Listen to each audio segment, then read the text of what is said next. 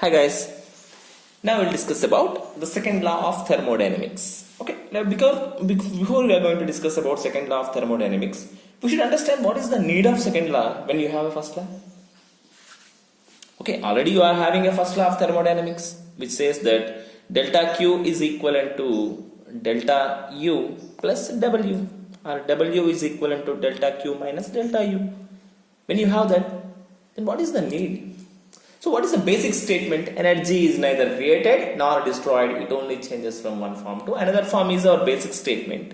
It does not give you any other information. Like, okay, for example, I am going to ask you a question. What is that? Heat always flows from hot body to cold body, or body at high temperature to body at low temperature. Why so? Why not the body at low temperature cannot give the temperature, the heat to body at high temperature? Why? The first law does not tell us that. The first law cannot give you any information regarding to that. Then why not the body at lower temperature can give heat to body at high temperature? What is the reason behind it? The reason is very clear, that is nature. Because in nature, there are certain things are there which are feasible, are possible. There are certain things are there which are not possible, which cannot be happen. Because by seeing the nature, by looking at the nature, by understanding our nature, we can understand these things. Okay, you observe water is going to always flow from higher to lower. Okay, take a glass and pour water like this. And what you have to do to make the water to get into the glass again? Is it possible? I think. Now, okay, now I am going to do the work. Now you are going to find some heat is going to be released. Now what I have to do to get that heat to turn again like this? Is it possible? Is the process possible?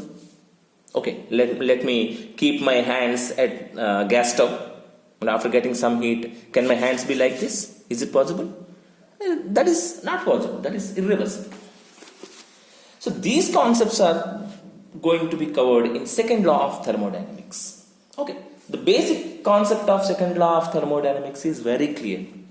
Many statements are there. You can have many statements on the basis of this. You can have Kelvin-Planck statement. You can have the Clashes statement. All these statements are there. But I am not going to go through all these things. What I mean to say you is clear. That is, all work can be converted into heat, but all heat cannot be converted into work. You remember this. This is the basic concept of second law of thermodynamics. All work can be turned into heat, but all heat cannot be turned into work. All heat cannot be turned into work, because that is not possible. How it is not possible? In the entire world, have you ever heard about the term called as 100% efficient engine? Is it possible? 100% efficient engine? How it is possible? There is nothing in the world which is 100%. Okay, let me tell you what is going to happen in the concept of heat engine. Okay, we'll discuss heat engine. What is heat engine? Okay, what is the basic thing in the heat engine? Okay, what are required for the heat engine? The first thing required is the source. The first thing required by us is the source of that. And what is the second thing? Where you are going to make the work, or what you are going to have the work, or the engine. Okay, this is the engine. And the third thing is what we called as the sink.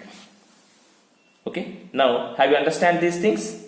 The source, the engine, and the sink. Okay, let us take the source is at Q1 amount of heat has been given to engine.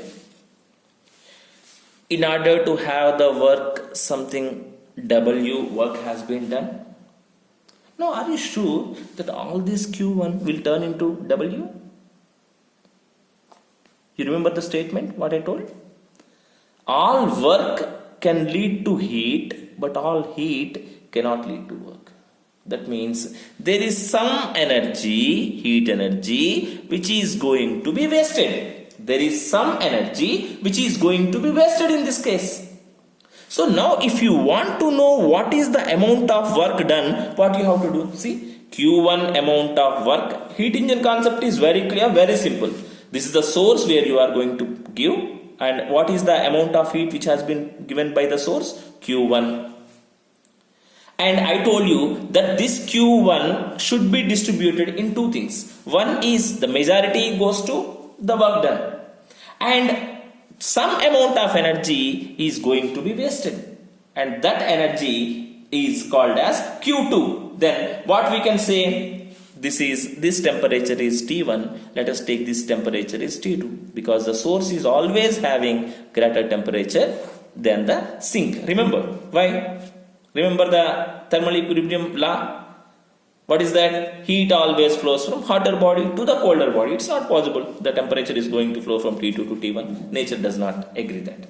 So that's why if we have to write the work done in the heat engine, then in what way we can write? We can write it as Q1 minus Q2. So in the heat engine, W is equivalent to Q1 minus Q2. Then how to measure the efficiency of the engine? Efficiency of the engine is neta is equal to, what is the formula? W, the amount of work done, over the energy which has been provided, or the heat energy which has been provided. Okay, if you want percentage, you can write 100%, or else you can write like this. So neta is equivalent to W. Instead of W, what we can write? Q1 minus Q2 by Q1. Then what we can write? T is equal to Q1 by Q1 minus Q2 by Q1. So here we can write 1 minus Q2 by Q1. See how clearly it is going to give the information. If you want the efficiency of engine to be 1 means 100%. 1 means 100%. It is never possible. Why never possible? Tell me. If it is 1, then this value should become 0, which is not possible. If this value is going to be 0, then obviously your Q2 should be 0, which can never be happen. If Q2 is 0, that means there is no energy which is going to be wasted. There is no energy which is to be wasted. That is against the law. That is against the nature, which is never possible. That's why you always remember that in the entire world, in the entire universe, there is nothing can make 100% efficient engine. 100% efficient engine is a myth. It can never be possible. You can make maximum efficiency of the engine, not 100% efficiency of the engine. So what is second law of thermodynamics? Very clear, very easy to understand. What is that? All work can be converted into heat, but all heat can never be turned into work because some amount of energy is going to be wasted. This is the basic concept of this heat engine. So you can read the Kelvin-Planck statement of second law of thermodynamics, which says no process is possible whose sole result is the absorption of heat from reservoir and the complete conversion of the heat into work. This is called reservoir. This is never be possible thing. Okay, that is what we are saying. See, it is easy to by heart the definitions rather than it is. You should have to give more priority to understand the concept. What the concept says: all work can be turned into heat, but all heat can never be turned into work is the basic concept of second law of thermodynamics.